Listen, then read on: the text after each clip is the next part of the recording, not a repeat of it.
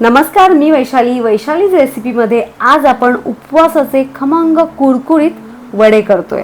साबुदाणा, वरीच्या तांदळाचं पीठ, राजगिऱ्याचं पीठ यांच्या झक्कास कॉम्बिनेशनने उपवास असो किंवा नसो हे वडे सगळ्यांना आवडणार आहेत। चला तर मग अजिबात वेळ न घालवता पटकन कृतीकडे वळूया।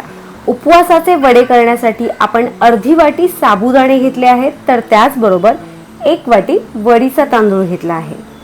आपण इथे अर्धी वाटी साबुदाणे आणि त्याचबरोबर 1 वाटी वरीचा तांदूळ घेतला आहे। तुम्ही याऐवजी 1 वाटी साबुदाणे किंवा अर्धी वाटी वरीचा तांदूळ देखील घेऊ शकता। बरं, आता हे दोन्ही साहित्य बारीक करण्याआधी थोडंसं असं गरम करून घ्यायचं। त्यामुळे काय होतं, धान्य हलकं होतं आणि त्यामुळेच पीठ आपल्याला घरच्या घरी अगदी सहज बारीक करता येतं आणि मस्त बारीक पिठामुळे आपले वडे खमंग होतात आणि त्याचबरोबर त्यांना टेक्स्चरही छान येतो। छान गरम करून झाल्यावर याला थंड देखील करून घ्यायचं। घरीच एक मिक्सरचं भांडं घ्यायचं आणि त्यामध्ये आपण भाजून घेतलेलं हे दोन्ही साहित्य त्यामध्ये घालायचं। गरम केल्यामुळे साबुदाणे जरी आकाराने मोठे असले तरी देखील ते आपल्याला पाहिजे तसे मस्त असे बारीक होतात। बरं, आता या पिठाबरोबरच उकडलेले 2 बटाटे, त्याचबरोबर अगदी थोडं म्हणजे पाव वाटी राजगिऱ्याचं पीठ, चवीपुरतं मीठ, चमचाभर जिरं आणि 2 हिरव्या मिरच्या। मिक्सरचं भांडं किंवा तुम्ही खलबत्ता सुद्धा घेऊ शकता। त्यामध्ये जिरं, मिरच्या, बरं मिरच्यांचं प्रमाण तुम्ही यापेक्षा कमी किंवा जास्तही करू शकता। घेतलेलं मीठ घालायचं आणि सर्व साहित्य असं बारीक करून घ्यायचं। आता हे सर्व साहित्य व्यवस्थित मळण्यासाठी एक असं भांडं घ्यायचं। त्यामध्ये सर्वात आधी बटाटे घ्यायचे। आपण उकडलेले बटाटे स्मॅशरच्या सहाय्याने स्मॅश करणार आहोत। तुम्हाला जर हे बटाटे किसणीच्या सहाय्याने किसायचे असतील तर तुम्ही तसंही करू शकता। बटाटे छान उकडल्यामुळे ते अगदी सहज असे बारीक होतात। आता यावर साबुदाण्याचं आणि वरीच्या तांदळाचं पीठ घालायचं, त्याचबरोबर मिक्सरला बारीक केलेलं सर्व साहित्य। आता हे सर्व साहित्य अगदी व्यवस्थित मिक्स करून घ्यायचं। पाहू शकता आपण घेतलेलं सर्व साहित्य अगदी व्यवस्थित मिक्स करून झालेलं आहे। त्यानंतर यामध्ये आपण राजगिऱ्याचं पीठ जे घेतलं होतं ते घातलं आहे। राजगिऱ्याचं पीठ घातल्यामुळे याला छान बाइंडिंग येतं।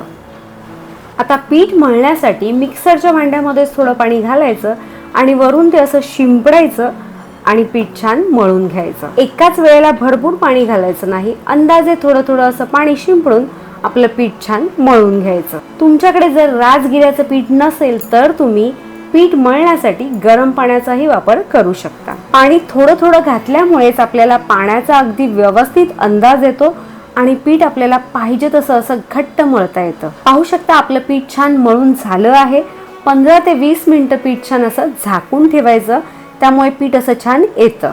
पुन्हा पीठ छान अगदी व्यवस्थित मळून घ्यायचं। तुम्ही मळलेलं पीठ जर तुम्हाला जास्त घट्ट वाटत असेल तर यावेळेला तुम्ही थोडासा पाण्याचा हात लावून देखील पीठ मळू शकता। आता वडे थापण्यासाठी वाटीत असं थोडं पाणी घ्यायचं आणि पीठ बाजूला ठेवायचं। वडे थापण्याआधीच कढई गरम करत ठेवायची आणि कढईमध्ये लागेल तितकं तेल घालून तेल मीडियम फ्लेमवरच छान गरम करून घ्यायचं। बरं, आता हे तेल आपल्याला पाहिजे तितकं गरम झालेलं आहे का हे बघण्यासाठी काय करायचं, पिठाचा असा छोटासा गोळा घ्यायचा आणि तेलामध्ये सोडायचा। तेल जर जास्त गरम असेल तर पीठ करपतं, तेल थंड असेल तर पीठ तळाला जाऊन बसतं आणि जर तेल प्रॉपर गरम झालं असेल तर पिठाला छान बुडबुडे येतात आणि असा सोनेरी रंगही येतो। पाहिजे तसं तेल गरम झाल्यावर मस्त वडे थापायला घ्यायचे। बरं, आता आपल्याकडे केळीचं पान आहे, त्यामुळे आपण केळीच्या पानावर वडे थापणार आहोत। तुम्ही रुमाल किंवा सुती कपड्यावर किंवा प्लास्टिकच्या पिशवीवर देखील असे वडे थापू शकता। वडे थापण्याआधी आपण पानावर पाणी शिंपडून घेतलं आहे।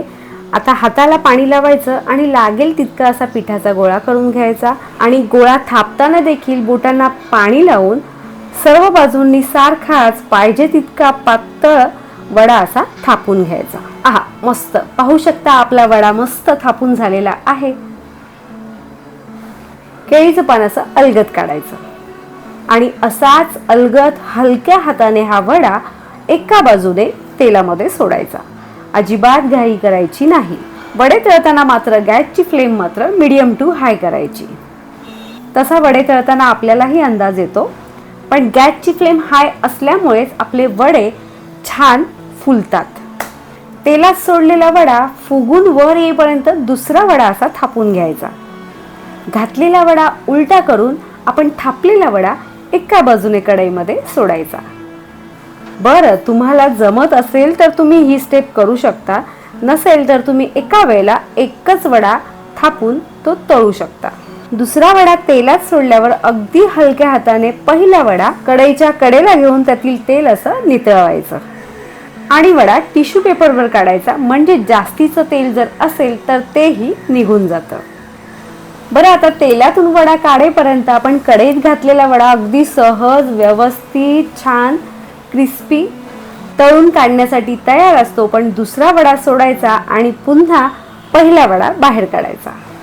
बरं, गॅसची फ्लेम जर मीडियम असेल किंवा त्यापेक्षा थोडी कमी असेल तर वडे व्यवस्थित तळले जात नाहीत, म्हणजेच वडे तेलकट होतात आणि त्याचबरोबर ते फुलतही नाहीत. त्यामुळे शक्यतो गॅसची फ्लेम मीडियम टू हाय ठेवायची. आता याच पद्धतीने आपण सर्व वडे तळून घेणार आहोत. कधी कधी असंही होतं, आपण वडे करताना वड्यांच्या पिठाचं प्रमाण चुकतं. मग जर आपण केलेले वडे पुष्कळ कडक होत असतील तर त्यामध्ये उकडलेले बटाटे मिक्स करायचे आणि थोडंसं पाणी शिंपडून पुन्हा पीठ छान मळून घ्यायचं. बरं, वडे खूपच मऊ होत असतील तर त्यामध्ये आपण बारीक केलेलं वरीच्या तांदळाचं आणि साबुदाण्याचं पीठ ऍड करायचं आणि थोडंसं पाणी शिंपडून पुन्हा पीठ घट्ट मळून घ्यायचं. असे मस्त खमंग कुरकुरीत उपवासाचे वडे तुम्ही दही किंवा ओल्या नारळाच्या चटणी बरोबर सुद्धा खाऊ शकता. तुम्ही या व्यतिरिक्त इतर कोणत्या पद्धतीने जर उपवासाचे वडे करत असाल तर तुमची रेसिपी देखील मला कमेंटमध्ये आवर्जून शेअर करा. नेहमीप्रमाणेच वेळ झाली आता निरोपाची. तुम्हाला जर आपली आजची रेसिपी आवडली असेल तर आपल्या रेसिपीला लाईक करा, जास्तीत जास्त शेअर करा, नवीन असाल तर सबस्क्राईब देखील करा, बेलचं बटनही दाबा, प्रत्येक नवीन रेसिपीला हाईप करा आणि ज्याप्रमाणे तुम्ही आपल्या सर्व रेसिपीज पाहता त्याचप्रमाणे पाहत राहा.